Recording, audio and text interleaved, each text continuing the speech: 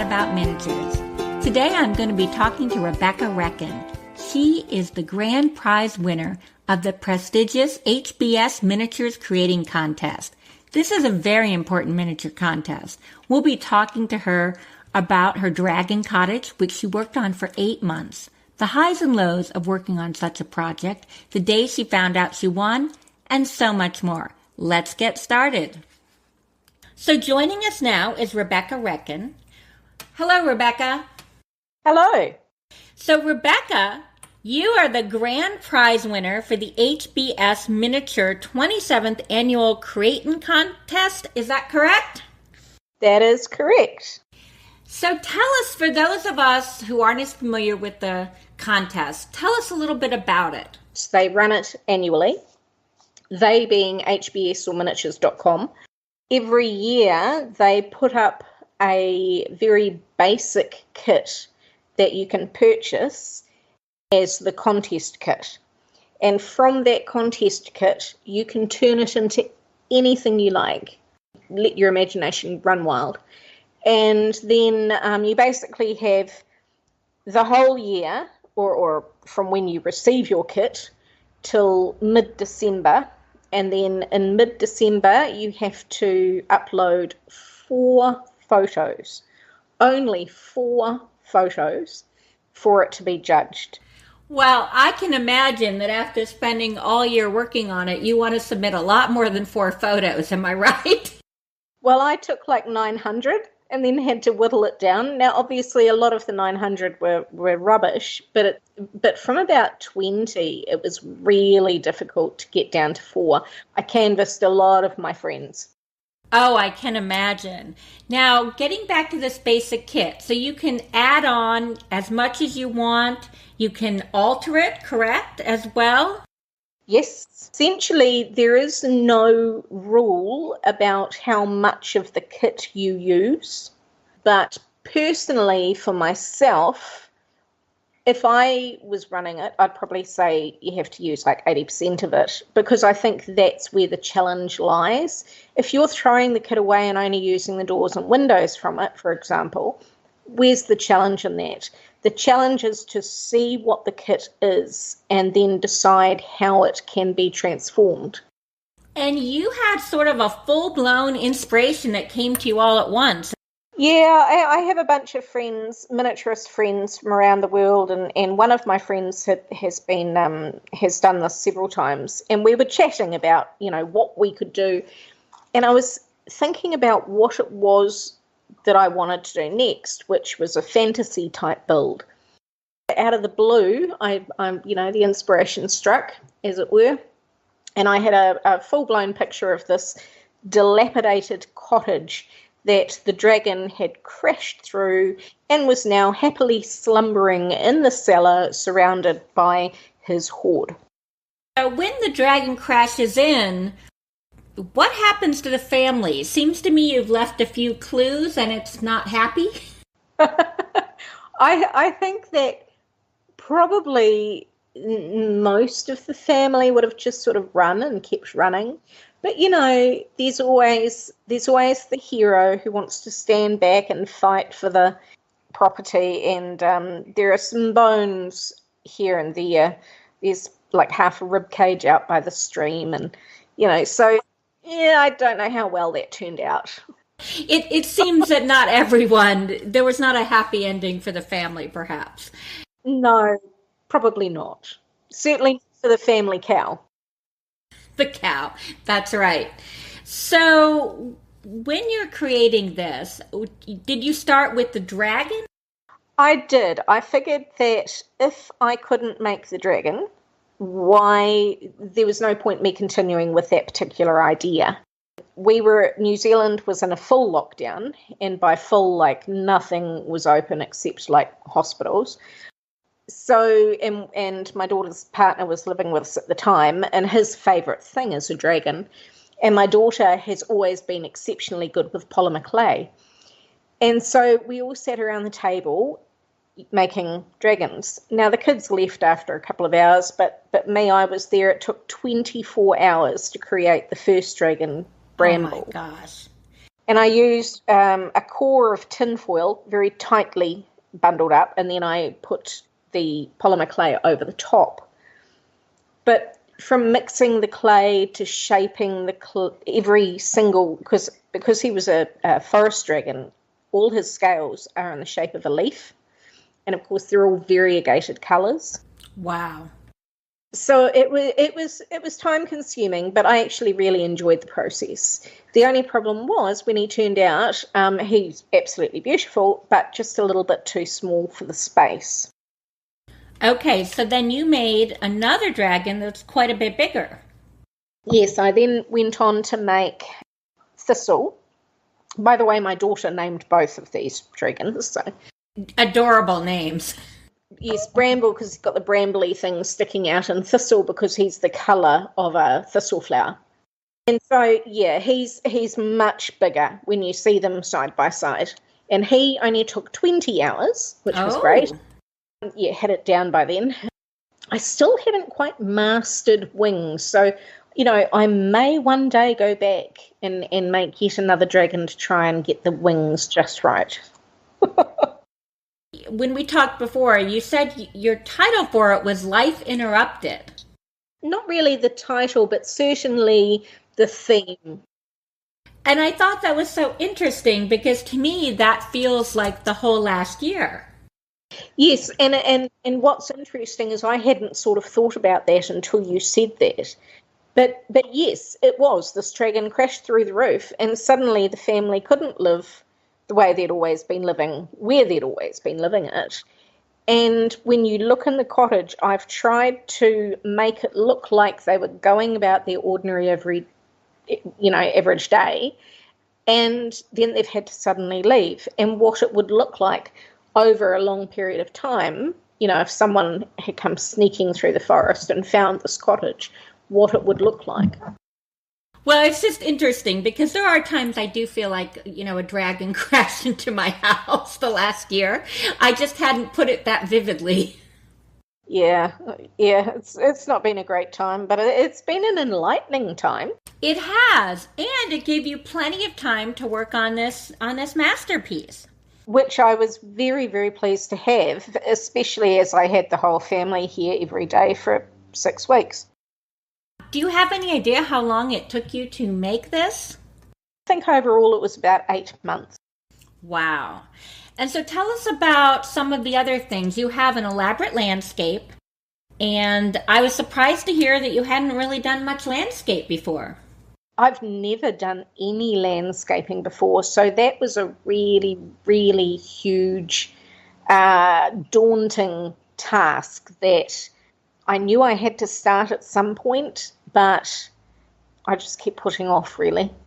Right. Well, sometimes we do that when we're not quite sure how to do it. You kind of built it up so the house looked like it was sort of sunk in the hill. I did, and that's the other thing about the whole project is I've built it up, and it's been layer upon layer upon layer. And a lot of those details no one will ever see, but I feel like I couldn't have got the end product without having those little layers and those details within it. Yeah, that's really interesting. Now, I know that you were in lockdown. Were getting supplies ever a problem? Oh, well, here we are in New Zealand, many, many, many hours of flight away from the US. 12 to be exact. And yes, for our first full lockdown, not even shops were allowed to be open, not even the online shops. It wasn't until towards the end of that finally New Zealand's biggest online shop, which sells everything, were allowed to start selling certain products. And thankfully, at that point, they decided that craft products and art products were essential. I think that was probably because of parents trying to entertain their kids at home were probably pulling out their hair by that point. So, but yes, I pretty much ran out of polymer clay. So the dragons were a mix of colours, even though they don't look like it. And I almost ran out of cardboard. Oh, wow. Well, you must have been pretty well stocked then before. Yes, I'm a bit of a hoarder when it comes to that sort of thing. Kind of like the dragon and his gold, right? Well, we homeschooled, and so a lot of I know a lot of people who love stationery, and you just hoard pens and pencils and cardboard and now that I'm a miniaturist, I also hoard wood and plastic and polymer clay. I think all miniaturists can really relate to that. Yeah, When you first start, you don't have that much, and then it just sort of grows, and instead of just buying what you need, you say, "Well, I might need that someday," or "Oh, that'd be good to have." you see potential in things that you hadn't noticed before. Oh, I think that's really true. That's a good way of putting it. I mean, now I can go into a hardware store and I could spend a day just, walking around going, could that be X? Right? My husband loves tool shopping, and he has like two of every single tool in his garage. So now he buys tools for me, and it's wonderful. I can actually go into a tool shop myself and show interest. That's great. Well, you must have become quite handy. Now, you were telling me one of your biggest challenges was the water. Yes. The stream. In my original vision, I did not have a stream, but in order to learn how to do the landscaping, I watched an awful lot of diorama YouTube videos. Some of those, and they're predominantly male, but man, some of those guys are so clever. And of course, they're producing dioramas in tiny, tiny scale. But essentially what they were doing for the landscaping was the same as what I would then go and do and replicate on a bigger scale. Anyway, I'd watched these diorama videos and I'd seen these streams and things that they'd made, and it was like, oh, that is so effective. Okay, I need a stream. And yes, well, You need one, but it wasn't easy. it took me about a month to finish. Wow. And twice I had to pull it all out. So when I say all, I mean the rocks. The board is actually quite a thick, it's about an inch and a half rigid foam.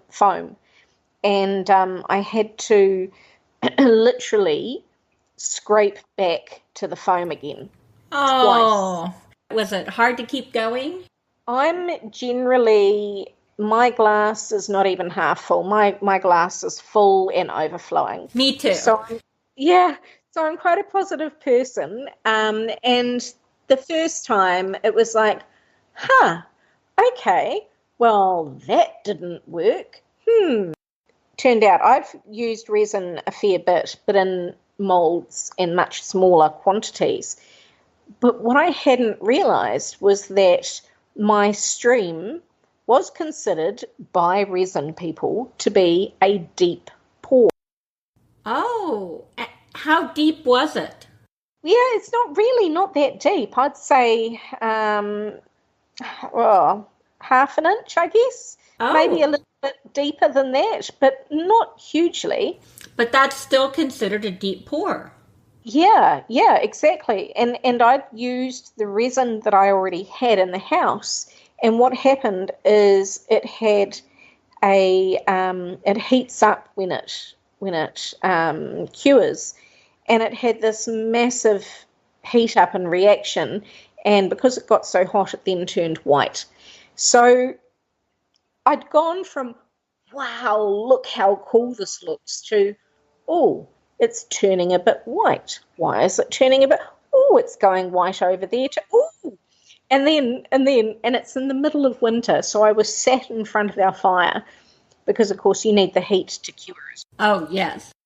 And I've got paper towels and tissues, and I'm trying to scrape out as much of this really hot resin as possible before it sets. Oh my goodness. It turned white. I would have been like, couldn't we do a winter dragon scene? Yeah. But you poured it again. Yeah, the second time I poured it, it was with the correct reason. I'd actually gone and talked to people and had the correct stuff. And I'd done this really elaborate barrier thinking that I was doing the right thing. And no, I didn't. And I hadn't. And it leaked. Oh, no. Yeah, it was like, really? It wasn't hot because it was a different resin. So that was good. That is good. But because it was a different resin meant for deep pours, it also took sort of 12 to 24 hours in a very hot temperature room to cure. And it just flowed out like water. Thankfully, I'd had it sitting on a plastic tablecloth on top of the table. So I was able to sort of capture most of it. But it was somewhat frustrating. Oh, my. But luckily, the third time turned out beautiful. It did. It really did. My friends were exceptionally supportive, and they were all like, you can do it. But potentially if I'd not loved the project so much, that might have been a point where I'd said, nah, don't want to do this anymore. I did get very close to thinking, I don't need a stream. I'll just cut that part of the board off. But I'm glad I didn't. Oh, it's beautiful. It's beautiful. And, in any project that lasts 8 months, you're going to have ups and downs.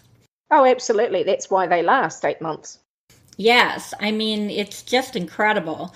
And you told me there was one other product you couldn't get. So again, landscaping. I decided to make a tree, and I'd looked at all these different ways and means of doing it, and a good friend of mine has an amazing blog, and so I looked up her tree building instructions and decided, yep, this was going to be for me. And they use, a lot of people in Bray used a product called Candy Tuft, which is a dried flower for the leaves. So I was all like, yeah, Candy Tuft. So I went online and I ordered it from a US supplier, and it got stopped at the freaking New Zealand border because apparently they don't like Candy Tuft dried coming into New Zealand. Like, we have very strict border controls with foods and vegetables and things because, of course, that is one of our main industries, and we can't allow for insects and diseases to come into the country. So I do understand that completely. It was just so frustrating, and essentially I would have liked to have turned it around and sent it back, but that was going to cost me 50 New Zealand dollars to ship. So couldn't do that. Did you tell me you were trying to grow something like Candy Tuft in your garden? I have now planted Candy Tuft in my garden because we do have Candy Tuft here. Oh. So, yes, I have grown it in my garden. I have yet to see any flowers, so I have no idea how that whole thing works, but we shall see. Right. Just don't send it to me. Apparently, we can't cross the border, right? Yeah, right. Right. So tell me how you found out that you won. I mean, you send it off, and it must take a while, correct? Does, and again I refer back to my group of friends, one of whom has done it quite a few times, and there were 3 of us that ended up entering last year, and she'd sort of said to us, well, normally you hear around such and such a date. Well, on that date in January, it was a lunchtime, and I'd actually just sat down. My son was home from university because for us that's our summer holiday period. And I just said to him, we might be finding out shortly over the next couple of days, if we've won anything. And I said to him, I don't think I'll have won anything, but it would be really nice to have what are they called? Honorable mention? Yes, that's the one, an honourable mention. And then I sort of left it at that, and I literally opened my computer literally as we were talking and looked at my emails, and there was an email that said prize notification. Wow. And I'm like, ooh, I won something. That's interesting. So I opened it up and read the first two sentences, and literally I used the word gobsmacked, and I you know how you see these people in shows and they get a surprise and they put their hands all over their face? Right. I was that. I was like, oh my goodness. And my husband was out in the garage, so I'm running out to him, and he thought something was terribly wrong because, of course, I was crying and almost hysterical. And and I said, no, I won the grand prize. It's like, oh my gosh, how on earth could I have won the grand prize? It's amazing, and you've never entered the contest before. No, and that was another reason why I hadn't expected too much. I mean, I knew I had a good project, but equally, I've seen the quality of work that goes into these contest builds. So yeah, I was under no illusion that I had a lot of competition. Right. So you were just crying, running out to the garage. So nice that you found out when your husband was home. Yeah, he had his friend here as well, and they were both sort of looking a little bemused at my reaction. But his friend said to me a few days later, it was so cool seeing your reaction, and I'm just so glad that you won, and so that was nice. Oh, that's really nice. That's great. Do you have your own little workspace? Because it's a pretty big project, where do you do all your miniature work? We had our nephew live with us for a couple of years, and we built a little sleep out for him. And as soon as he moved out, I moved in. And that's become my craft cottage. Oh, you're so lucky. I bet our listeners are going to be jealous. I think everyone wants a craft cottage. Yeah, it's small. It's not huge, but I have really good storage in there, and I have my workspace. And as I hoard, I'm running out of room quite rapidly, but it's just so nice to be able to leave the house and go out to my little craft cottage. And smell is so important with emotions. It triggers memories and things. And as soon as I open that door and I smell the smells, and, it's like I just completely relax. It's really lovely. And yes, I am very, very lucky.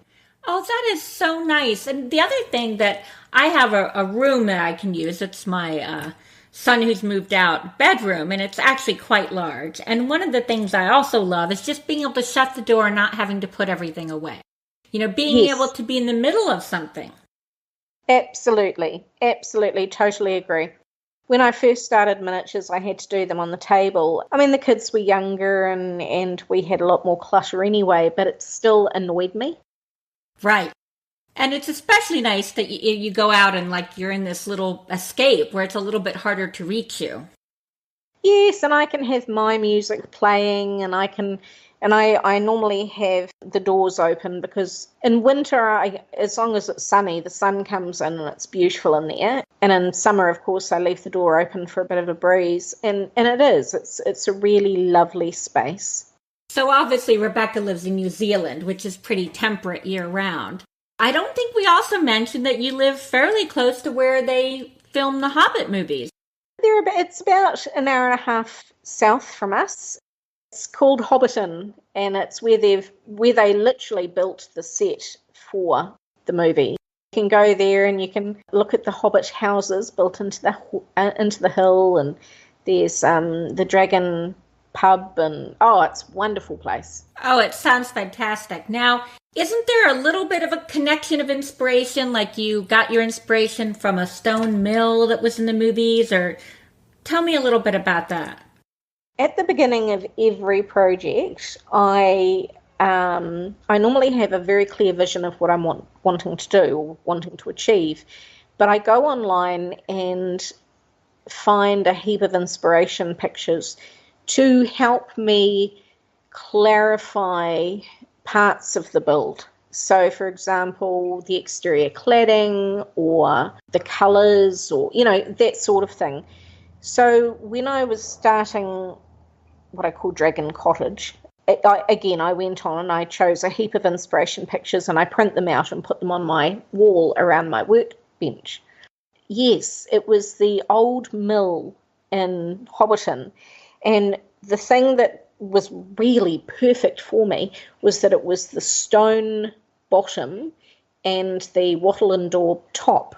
So exactly as I was wanting to do. But the other really cool thing was that the front door was on the top. So the cottage, the scenery was sort of shaped around the cottage, up and around, which of course is what I needed to do for mine.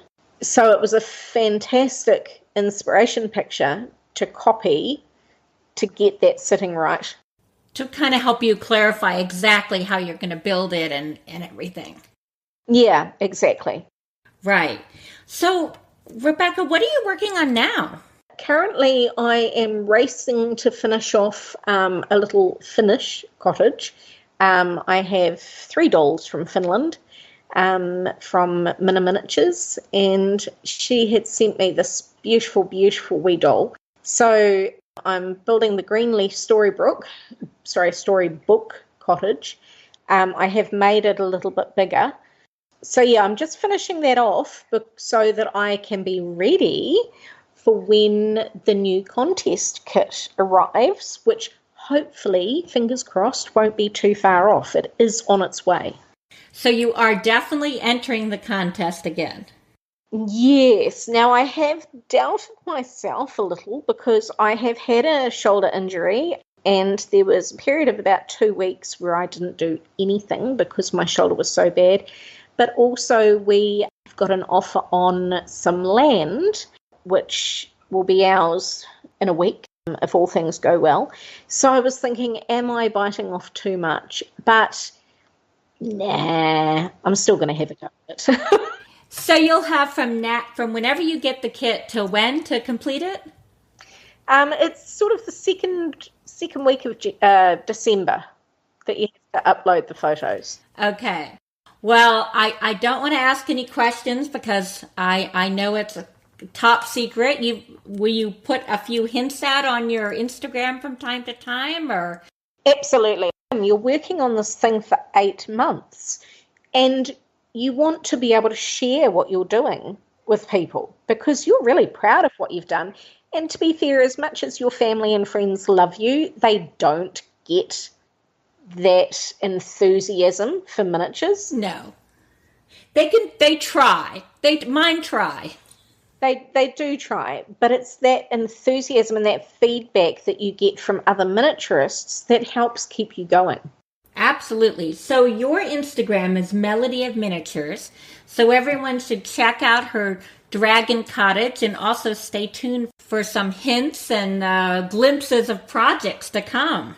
A few who are Instagram miniaturists, we sort of call ourselves that, we use the hashtag HBS Creating Contest, or we use HBS Creating Contest 20, in this case 21. So if you look up under the hashtags as well on Instagram, you should be able to see what all of the people who are posting are doing, and that's really interesting. Oh, that's a great tip. Well, I can't wait to go and type that in.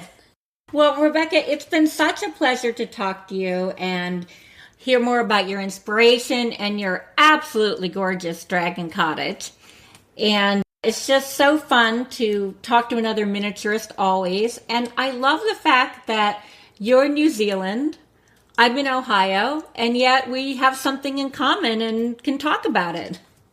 Absolutely. Absolutely. It makes the world much smaller.